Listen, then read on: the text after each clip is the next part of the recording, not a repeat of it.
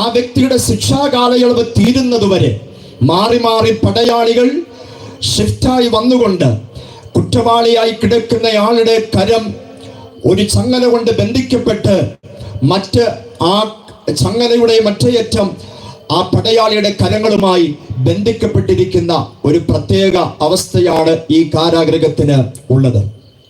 എന്നാൽ പൗലോസ് ആ കാരാഗൃഹത്തിനകത്ത് കിടക്കുമ്പോഴും പൗലോസിന്റെ മുഖത്തേക്ക് നോക്കിയാൽ, പൗലോസിന്റെ ലേഖനങ്ങളിലേക്ക് നമ്മൾ തിരിഞ്ഞു നോക്കിയാൽ, പൗലോസ് അവിടെയൊന്നും വേദനിക്കുന്നത് നമുക്ക് കാണുവാൻ കഴിയുന്നില്ല.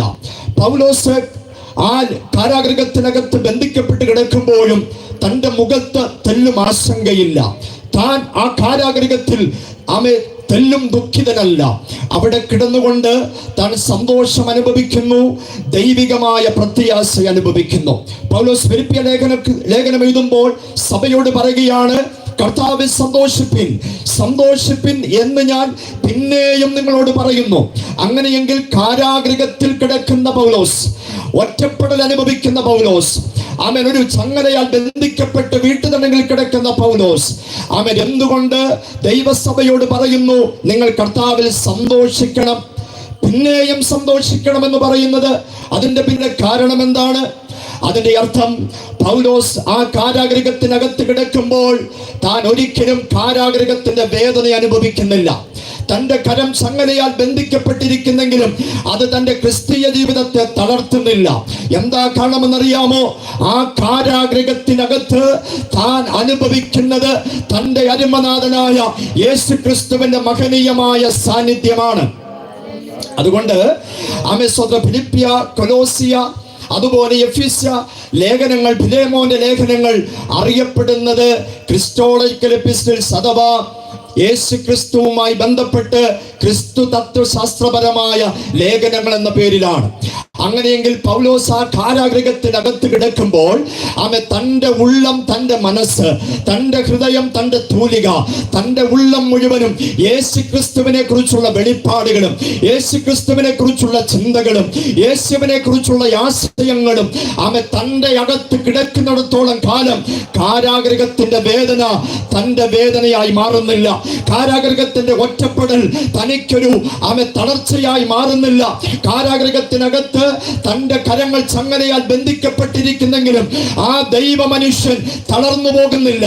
അങ്ങനെയെങ്കിൽ ഇന്ന് രാത്രി ഞാൻ പറയാം, ഒരു കാരാഗൃഹത്തിനോ ഒരു ചങ്ങലയ്ക്കോ ഒരു വീട്ടുതടങ്കലിനോ ഒരു ക്രിസ്തു ഭക്തനെ തളർത്താൻ കഴിയില്ല, തളർത്തിയിടാൻ കഴിയില്ല, ഒതുക്കുവാൻ കഴിയുകയില്ല. കാരണം എന്താണെന്നറിയാമോ? ആ കാരാഗൃഹത്തിനകത്തോട്ട് വെളിപ്പെട്ടു വരുന്ന യേശു ക്രിസ്തുവിനെ കുറിച്ചുള്ള മഹനീയമായ വെളിപ്പാടുകളും യേശു ക്രിസ്തുവിനെ കുറിച്ചുള്ള ആശയങ്ങളുമാണ് ആ മനുഷ്യന്റെ ഉള്ളിലുള്ളത്. അങ്ങനെയെങ്കിൽ ഇന്ന് രാത്രി ഈ സന്ദേശം കേൾക്കുന്ന ആരെങ്കിലും ഏതെങ്കിലും വേദനയുടെ നടുവിലൂടെ, ഒറ്റപ്പെടലിന്റെ അനുഭവങ്ങളിലൂടെ, തള്ളപ്പെടലിന്റെ അനുഭവങ്ങളിലൂടെ, ജീവിതത്തിൽ ഏതെങ്കിലും സങ്കടത്തിന്റെ അനുഭവങ്ങളിലൂടെ കടന്നു പോകുന്നുവെങ്കിൽ ഇന്ന് രാത്രി ദൈവത്തിന്റെ പരിശുദ്ധാത്മ നിയോഗത്താൽ ഇന്ന് രാത്രി ഞാൻ വിളിച്ചു പറയും, നിങ്ങളുടെ വേദനകൾ വേദനകളല്ലാതായി മാറുന്നത്, നിങ്ങളുടെ ദുഃഖങ്ങൾ ദുഃഖങ്ങളല്ലാതായി മാറുന്നത്, നിങ്ങളുടെ ചങ്ങലകൾ ചങ്ങലകളല്ലാതായി മാറുന്നത് യേശു ക്രിസ്തുവിനെ കുറിച്ചുള്ള വെളിപ്പാടുകളും നിയോഗങ്ങളുമാണെന്ന് ഇന്ന് രാത്രി പറഞ്ഞാൽ എന്നോട് ചേർന്ന് സ്തോത്രം പറയാൻ ഇന്ന് രാത്രി കൃപ ലഭിച്ച എത്ര ദൈവമക്കളുണ്ട്? കരങ്ങൾ ഉയർത്തി ഇന്ന് രാത്രി ദൈവത്തിന് സ്തോത്രം ചെയ്യാം. അങ്ങനെ കാരാഗൃഹത്തിനകത്ത് കിടക്കുന്ന പൗലോസ് താൻ ഈ ലേഖനം ഫിലിപ്പിയ സഭയ്ക്ക് എഴുതുകയാണ്. ഇന്ന് രാത്രി ആ ഫിലിപ്പിയ സഭയ്ക്ക് എഴുതപ്പെട്ട ലേഖനത്തിന്റെ 3-ാം അധ്യായം 9-ാമത്തെ വാക്യമാണ് ഇന്ന് രാത്രിയിലെ ചിന്തയ്ക്കായി നമ്മൾ വായിക്കുവാനിടയായത്.